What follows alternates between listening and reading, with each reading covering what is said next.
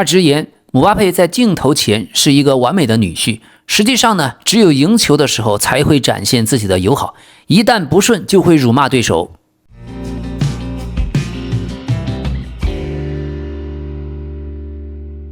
朋友們，最關鍵的時候，皇馬剛剛才在聯賽領先，竟然就輸球了。而輸球的間接原因，我認為是皇馬球員赫伊森對華人進行了侮辱。怎麼回事呢？且聽我慢慢道來。感謝您的點讚、評論、熱推和分享。這裡是老 K 足球新聞，一個有溫度的足球頻道。沒有想到今天的皇馬又輸球又輸人。皇馬的核心後衛赫伊森轉發了一條社媒，內容是明顯的辱華、歧視華人的信息。他轉發的這條信息的文字內容是電影《美麗心靈》的韓語影評，但他首張截圖的下面卻寫着2條評論，就連華人都覺得他像華人，還有用牙線都能擋住他的眼睛。值得一提的是，該社媒的其他幾條內容也存在明顯的相貌和種族歧視信息，特別是還對忍者神龜的相貌，也就偏黑人，進行了種族和相貌上的歧視。要知道啊，就在周中，在皇馬和本菲卡的歐冠淘汰賽附加賽中，剛剛才出現了針對維尼修斯的種族歧視糾紛。當時皇馬官方還發表聲明，並表示要努力消除體育界和社會中的種族主義、暴力和仇恨。沒想到這節骨眼出了這種事，就看皇馬官方和維尼修斯、姆巴佩怎麼對待他們的隊友赫伊森。這可是球員親自發的歧視的圖片，而不是所謂的球迷發的。是可忍，孰不可忍。有消息說，赫伊森现在已經將相關動態刪除，並自稱這一次轉發是誤操作、誤觸。可是這種事情怎麼可能是誤操作？這明顯就是嘲諷亞裔的人物眼睛細小，帶有明顯的外貌和種族歧視傾向。現在赫伊森方面還沒有發布正式的公開聲明，但相關話題已經在社交媒體持續發酵。簡單一句話，如果本菲卡的普雷斯蒂亞尼收回對維尼修斯的種族歧視言論，並稱那一次事件為口誤，請問皇馬和維尼修斯會原諒他嗎？並且提醒一點，在 Instagram 上的轉發按鈕如果碰到了，自己是絕對不可能不知道的，因為按完那個按鈕之後，自己的用戶頭像會突然跳出來彈到帖子的圖片裡面，而且想要取消轉發很容易，再按一次轉發按鈕就可以了，比你在任何地方刪一個帖子都要快。赫伊森這次保留了那麼久，以至於被人發現，唯一的解釋就是他自己根本沒有覺得這轉發是個事兒。所以由此可見，在西方對亞裔的種族歧視才真的是不臉紅不心跳。與此同時，皇馬剛剛登上了西甲榜首，卻在同一周和巴薩連續上演了被絕殺的劇本。巴薩剛剛在周二是中場前被對手在第87分鐘打進制勝球1-2遭逆轉，而今天的皇馬第38分鐘庫爾圖瓦出擊送了點球，對方布吉米爾操刀命中0-1落後。下半場第73分鐘，巴爾韋德一條龍的助攻，維尼修斯包抄，好不容易1-1扳平。可在第90分鐘，對方的劳爾加西亞冷靜地扣過防守之後，輕鬆推射破門，2-1絕殺了皇馬。今天感覺除了皇馬球迷，大家看見了赫伊森的涉嫌種族歧視華人的消息之後，最後看到皇馬被絕殺，大部分人心裡是痛快了呀，非常的解氣。今天的卡瓦哈爾老队長好不容易混上了首發，踢了64分鐘，可確實老了，不該上，肉眼可見，太累了。他在場上被對方的21號球員突成了筛子，就這樣的表現，跟阿諾德搶什麼首發呀？小隊長巴爾韋德在场上給老队長卡瓦哈爾擦了不知道多少次屁股，沒有辦法，年齡是硬傷，只能服老，沒有辦法。還有勞爾阿森西奧的防守能力也不行，水平不夠。而阿諾德上場之後，這一側也是守不住，也被對方突成了馬路。而且當場上沒有巴爾韋德幫着右後衛補位，身後就全是空當。但有一說一，阿諾德上來的那一腳轉移，整個皇馬就不一樣了。目前這個隊真正的進攻核心，有阿諾德沒阿諾德，完完全全是兩個隊。就這樣的皇馬，怎麼不給阿諾德安排首發？進攻前面看的大家是真難受。好啦，這樣的比賽在出了赫伊森事件之後，沒有人還對比賽本身有興趣。而赫伊森因為受傷無緣參賽，他在種族歧視事件之後還發布了一條自己觀看隊友們客場挑戰奧薩蘇納的比賽的動態。那麼這個當下我們也不知道該說什麼，就靜待事情的發展，希望相關的俱樂部部門要嚴肅處理。這樣的事情開了頭，如果得不到處理，那麼還會源源不斷的。今天的英超重頭戲，曼城2-1果然戰勝了紐卡，迎來了5連勝。奧萊利雙響炮，哈蘭德獻出了助攻。比賽剛剛開始，第14分鐘，馬爾穆什在中路帶球助攻，奧萊利破門1-0。可是好景不長，紐卡通過角球的配合，刘易斯霍爾射門擊中了魯尼，變線入網，1-1扳平。好在短短5分鐘後，哈蘭德在右路傳中，奧萊利頭槌破門，2-1領先。今天的比賽，哈蘭德完全成了中後衛了，真鐵衛也，後場的防空全靠他。哈蘭德想射門，可滿場跑，好不容易拼出來一次射門機會，可是身邊全是人。而塞门約來了曼城之後，现在看來呀，還沒有適配到最佳，怎麼看怎麼像過去的斯特林，撅着個大屁股，該傳不傳，該射不射。曼城球迷過去不好的回憶又湧上了心頭，所以隊友塞門約是又毒又菜，隊友馬爾穆什是狂打飛機。曼城的哈蘭德只好幹起了鐵後衛的工作。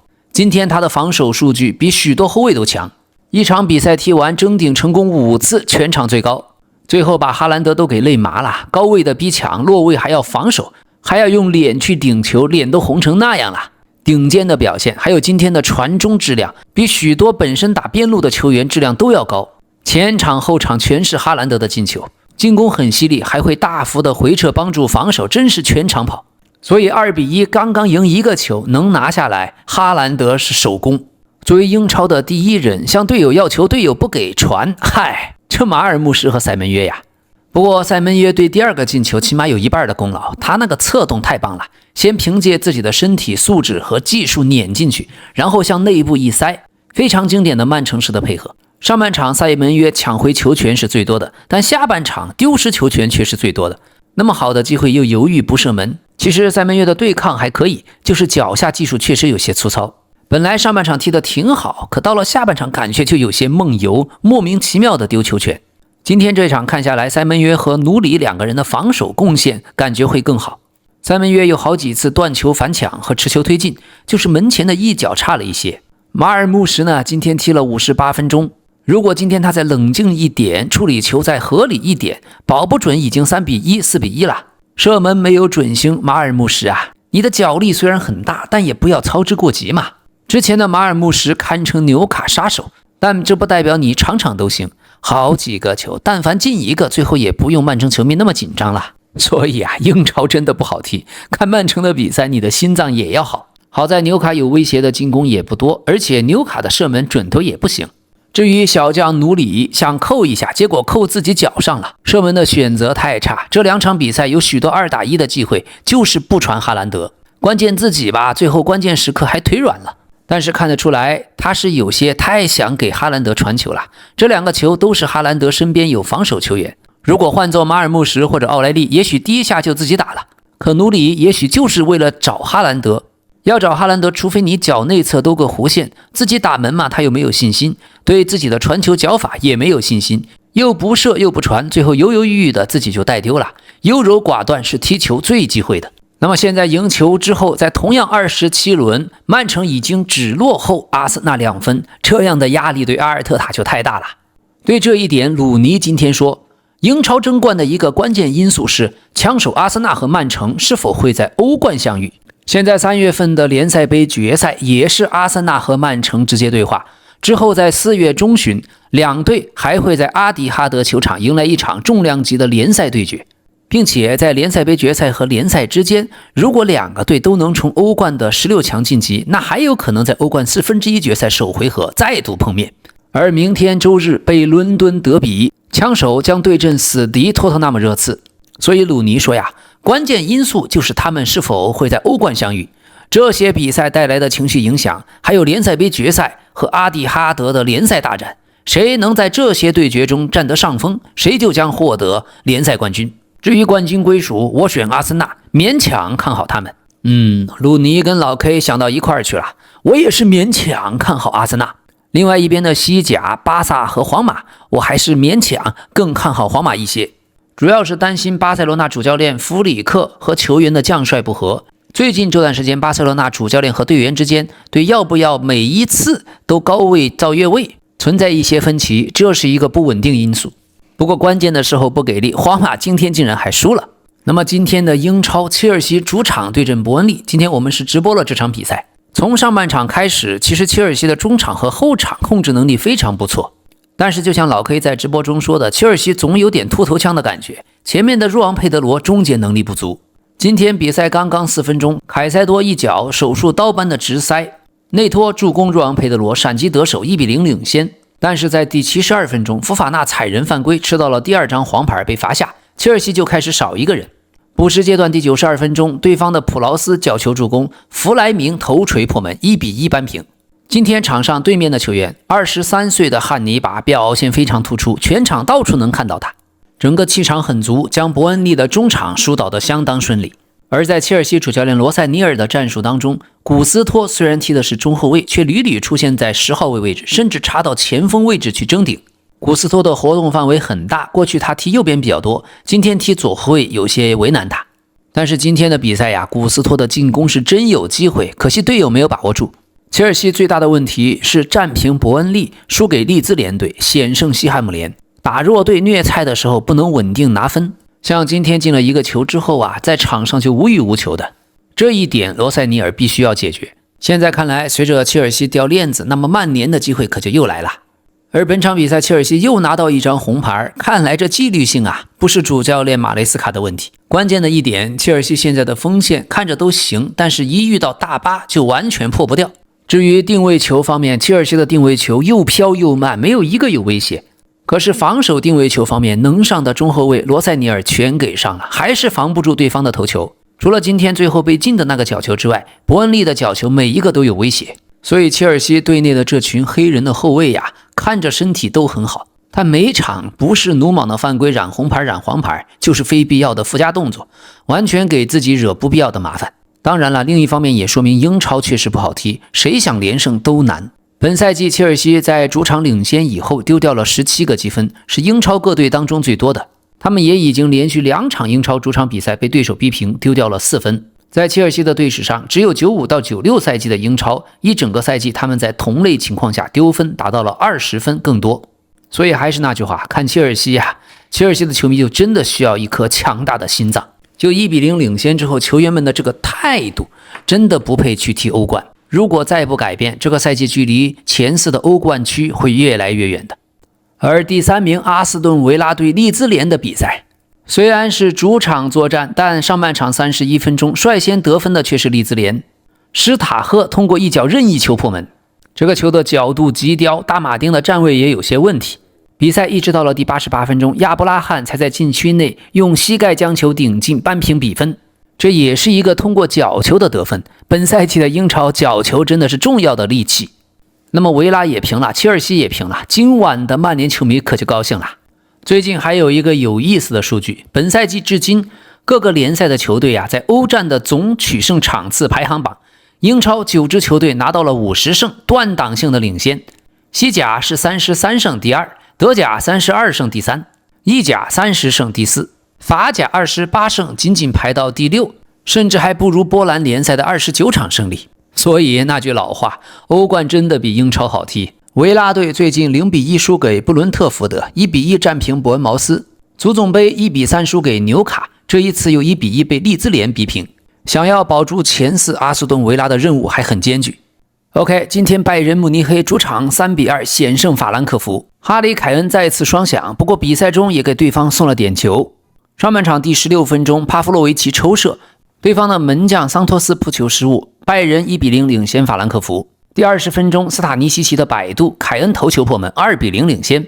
第68分鐘，又是凱恩大禁區外的遠射轟入死角，3-0。但第77分鐘，凱恩在自家禁區內防守的時候，帶球中不小心一腳踢到了對方球員，送了一個點球。博卡特命中扳回一球。第86分鐘，基米希在後場控球的時候傳出刀山球，金文哉不小心將球踢到了對方卡里穆恩多的身上，彈進了球门，2-3。雖然前面3-0大幅領先，但最後比賽看的拜仁球迷是膽戰心驚的。現在看拜仁的中場組織型後腰這一塊基米希後場的擺脫能力有些差，節奏也比較慢，隨着年齡增加，他的弱點會越來越明顯。好在是戰鬥屬性拉滿，不過作為後場的疏導器，總感覺他會慢一拍，總是有一些提心吊膽，那就得花點精力培養一下比素夫，還有帕夫洛維奇傳接球的能力也是可以的。想想過去的2次歐冠，拜仁賽季的中場指揮官是小豬加迪亞哥，配上一個當時最好的防守後腰格雷茨卡，目前看這支拜仁一個都不具備，中場不好說。那麼帕夫洛維奇21歲的小將，最近他2個進球都是用非慣用腳踢的，看得出來場下訓練是下了很大功夫。最近他的能力和鬥志有了明顯提升，在場上真能跑，真能拼。當帕夫洛維奇77分鐘下場之後，拜仁就失去了中場的控制力，而剛剛傷愈復出的阿方索·戴維斯今天只踢了50分鐘，在場上被法蘭克福連着撞，50分鐘就被換下，希望不要有大事，千萬呀，剛剛修好的全新跑车不要瞎搞啊。而替換他上场的伊藤洋輝，他比較適合蹲坑防守，然後長傳給身後球。伊藤洋輝你要是讓他插上，他還真撤不回來。這個球員值得關注，老 K 蠻喜歡他的。還有22歲剛剛重傷歸來的穆夏拉，可以看得出來他還在心理上做慢慢的恢復，不敢做動作。不用着急，能力擺在那兒，慢慢的找狀態。雖然還沒有到最佳狀態，但學會保護自己就行。現在身體方面已經恢復得不錯，就心理工作呀，要慢慢做好。今年的世界杯，穆夏拉當打之年，也許還需要更多的時間慢慢找回節奏。今天以22歲360天的年齡，穆夏拉成為贏得德甲100場勝利最年輕的球員。要知道，他只用了145場德甲比赛便取得了100場勝利。在這150次聯賽登場中，他打進了45個球，送出31次助攻。今天賽後，關於阿方索·戴維斯的傷勢，拜仁的體育總監埃貝爾說呀，看起來這可能是一個需要長時間恢復的傷病，應該是肌肉方面的問題，他已經在接受檢查。而戴維斯本人在離開球場的時候對記者表示，我沒事兒。主教練孔帕尼則說，關於戴維斯，我現在還不清楚他到底需要2周、3周還是4周恢復。當時從他的身體反應和場上表現來看，其實情況似乎沒有後来顯得那麼嚴重，希望傷勢不會太嚴重。今天他會去做一次掃描檢查，之後我們就會更清楚他的情況。目前拜仁官方公布的傷情通報是阿方索·戴維斯的肌肉纖維撕裂。戴維斯在去年12月傷愈復出以來，共為拜仁出場了12次，貢獻了1個助攻。他其實在受傷前呀，身體就比較玻璃，在 ACL 膝蓋重傷之後的肌肉是容易出現一些撕裂。那麼像這樣的肌肉纖維撕裂大概是4到6周左右。其實時間對拜仁倒無所謂，拜仁慕尼黑還不着急。而最近在諾伊爾受傷以後，拜仁慕尼黑不想簽新的門將，他們認為乌爾比西有能力當一門，並且總監埃貝爾等人希望先觀望一下，看諾伊爾是否會決定和拜仁再續約1年。39歲的諾伊爾的合同將在6月30日到期，他也可能會在3月27日在自己40歲生日的時候做出決定。拜仁俱樂部的高層希望諾伊爾能夠留隊，繼續傳幫帶，讓烏爾比西上位。烏爾比西本人也非常樂於繼續從諾伊爾的經驗中受益。22歲的烏爾比西，還有烏爾賴西，還有諾伊爾，他們的門將3人組關係很融洽，互補性很強。而最關鍵，拜仁內部評價認為烏爾比西具有良好的氣場，老門將諾伊爾就多次公開支持和稱讚這位年輕人。另外，烏爾比西的哥哥是拜仁女足2隊的守門員教練，哥倆有意思，剛好反過來了。一個在男隊，一個在女隊，一個在1隊，一個在2隊，一個是球員，一個是教練。好，3-2取勝之後，对多特蒙德的領先優勢積分差距已經有8分。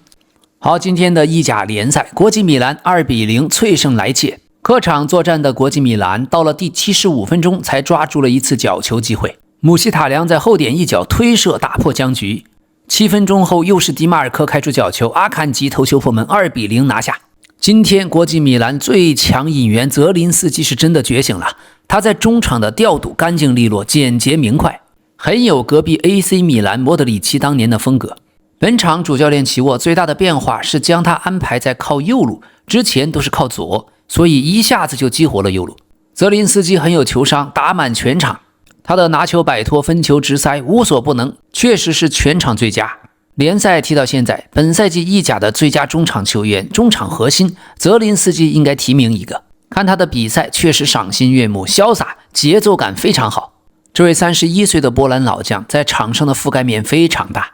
還有就是皮奧埃斯波西托3兄弟，咱們國米球迷是看着長大的。現在皮奧踢球已經成長得有些快，很有點戰術作用，很勤奮，技術也不錯。最後時刻他還能回防到禁區。雖然也浪費了一些機會，但他的拿球能力很強，背身做球很牛逼。未來10年的意大利中鋒，也許皮奧就是答案。這才剛滿20歲，但今天已經有好消息，下周國米將敲定埃斯波西托的續約，與經紀人會談，他的薪水會大幅上調。隨着老塔羅因傷缺陣將1個月，那麼圖拉姆、伯尼還有皮奧將迎來更多出场機會。本賽季進步非常明顯的20歲小將皮奧將承擔更多的進攻重任。目前國米俱樂部希望將他的合同延長到2031年，將他的年薪從150萬歐元提升到300萬到350萬歐元，這樣也才能匹配他的當前地位，同時抵禦英超众球隊對他的關注。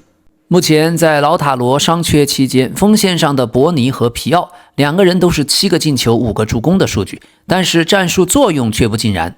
首發的時候，伯尼比替補出場表現更出色，他需要持續的比賽時間來參與到球隊的配合中，他可以利用自己的控球和護球能力為隊員打開空間。就本賽季比賽的決定性來說，伯尼的進攻直接給球隊帶來了9個積分，而皮奧替補出場更多，與首發比較呢更均衡。此外，他的进球和助攻都是決定性的，不是首開紀錄就是終結比賽，直接給國際米蘭帶來了18個積分，戰術作用非常突出。皮奧的支點和投球能力更出色，不需要過多繁雜的配合就能夠改变比賽結果。所以1.91米20歲的皮奧，老 K 是更看好。22歲1.89米的伯尼，在關鍵的時候也可以成為一個 X 因素。今天意甲還有場重頭戲，尤文圖斯竟然主場0-2輸給了科莫隊。上半場12分鐘，沃伊沃達晃開角度抽射破門。下半場第61分鐘，卡克雷接到右路的傳球推射空门得手。尤文图斯啊，真是打强队厲害。上個月還3-0戰勝了那不勒斯，客場對陣國際米蘭也打得有聲有色，2-3惜敗。可是最近3場球他們就丟了10個球，最近5場比賽4負1平。積分榜上，尤文圖斯在多賽1輪的情況下仍然落後羅馬隊1分，想擠進歐冠區已經是難上加難。過去幾十年，尤文图斯是越來越菜，越來越菜，這一支也許是最菜的一支。關鍵時候連點血性都沒有，落後的時候踢得像領先一樣。反觀科莫隊在法布雷加斯來了之後，真是越踢越有希望。今天戰勝尤文也是科莫隊自1951年以來首次在意甲客場擊敗尤文，賽季達成雙殺。賽後法布雷加斯說，對我來說啊，尤文就像是意甲的皇馬，能夠雙殺他們讓我非常自豪。好，今天另一場西甲聯賽，馬德里競技主場對陣西班牙人，4-2脆勝。瑟略特是梅開二度，朱里亞諾·西蒙尼也有破門，還有盧克曼破門。西班牙人上半賽季踢得非常香，可下半賽季踢得非常臭。雖然你看着現在是排名第6，但最近5場4負1平，也不知道在搞什麼。好，今天關於普雷斯蒂安尼和維尼修斯的新消息。普雷斯蒂安尼向歐足聯解釋，自己對陣皇馬比賽中，他並沒有向對方喊猴子，不存在種族歧視行為。但他承認自己曾對着維尼修斯喊基佬，所以現在看來，普雷斯蒂安尼預計可以參加與皇馬的次回合比赛。不過同時需要指出的是，歐足聯相關規定對種族主義和反同性戀言行的處罰框架是相同的。總之，這件事情最後也很難有真相，咱們且看調查的後續發展吧。不過如果真的沒有罵猴子，那姆巴佩說自己聽到了5次罵猴子是哪兒來的呢？OK， 今天呀，前梅斯隊的门將奧基賈接受採訪的時候，爆出了姆巴佩是一個虛偽的人。他直言，姆巴佩在鏡頭前是一個完美的女婿，實際上呢，只有贏球的時候才會展現自己的友好，一旦不順就會辱罵對手。奧基賈說，我和姆巴佩發生過2-3次衝突，一開始我不了解他，但現在我知道他是什麼樣的人了。就是說他在大巴黎，如果我們輸了1個、2個或者3-0他們贏了，他會把你拉起來說，抱歉，對不起，跟你握手等等。但是一旦他覺得他被稍微挑釁了一下，他踢得不好，或者巴黎輸球了，他就開始罵娘，罵你，他會罵滾蛋、閉嘴之類的。在我們球隊降級的那一年，我們1-2輸了，是阿什拉夫在第94分鐘進球，比分原本是1-1。你知道，當大巴黎沒有贏球時，他們會做一切努力去贏球，這是一種力量，他們試圖擾亂對手。那一年有一個巴黎球員受傷了，我們把球踢出界外，大巴黎直接外球，他們把球給了姆巴佩，姆巴佩沒有把球平穩地傳給我，而是試圖吊射我。那時候我心想，我擦，他試圖吊射我。我轉身跑到球門後，拿到球放在後面，然後我說，你瘋了嗎？你在幹什麼？而姆巴佩對我說，你閉嘴，小球員。就這樣，這太瘋狂了。我沒有再說什麼，因為你會被罰下場的。就這樣，我們踢完了比賽，甚至布隆和姆巴佩也互相罵。後來阿什拉夫進球了，我們1-2輸了。當我看到丟球的時候，我倒在地上一動不動，因為非常懊惱。然後姆巴佩在禁區角上，他看到進球了。阿什拉夫跑到了另一邊慶祝。姆巴佩對我說：“一句大髒話，老 K 不能說出來，這太過分了。他對我說這個，然後就這樣走了。你不能對我說這個。我是一顆手榴彈，你把我的叉燒拔了，我就衝上去。我失去了理智，想都沒想。對我來說，那時候已經沒有球迷了，沒有比賽了。我差點把球場換成了拳擊台，我氣炸了。我去找他，他被他的球員們保護起來，然後他看着我，嘲笑我。我說：聽着，你在鏡頭前扮演完美女婿，你說話得體，但事實上你是個真正的垃圾。我就這樣對他說話。然後內馬爾過來推我，但他推得不重，只是輕輕推了一下。我順勢向後倒，心想他要吃紅牌了。我站起來看到了裁判，裁判說：哦，內馬爾先生，不能有這樣的行為。我看着裁判說：你不給黄牌嗎？不給紅牌嗎？裁判說：不，哈哈，如果反過來是我推，哪怕我只是輕輕彈了一下他的耳朵，我都會被禁賽6場，因為我們不是一個世界的人。我是小地方走出來的職業球員，而他是银河戰艦級別的。所以之後為什麼每次從那以後，每次我面對姆巴佩，氣氛就會都很緊張。在王子公園球场有一張圖片，上半场我出擊到他腳下，我的膝蓋稍微蹭到了他的腳踝，結果他的腳踝有點被壓到了。我手機上有一張圖片，可以看到姆巴佩痛苦地倒在地上，我蹲下來看着他，好像在說活該。之後球迷們如果看到這個，他們會說我是個瘋子，但我不是瘋子，我只是在球場上想不惜一切代價贏球。哈哈，這段話挺有意思。老 K 看來呀，在球場上無論是誰噴垃圾話很正常，無論誰想表達自己的溫文爾雅，但是在比賽場上，在極端的时刻絕對很難做到。但是姆巴佩當時沒有體育道德，在接到界外球應該回傳給對方的時候確實是掉門，這個事情老 K 是有印象的。而且我還記得當時的姆巴佩確實罵完了就跑，躲在了隊友的身後，不帶一絲戀戰。所以啊，不管是誰想在球場上裝紳士，那是不可能的。好的，朋友們，再次感謝您的點讚、評論、熱推和分享。這裡是老 K 足球新聞，咱們明天再見。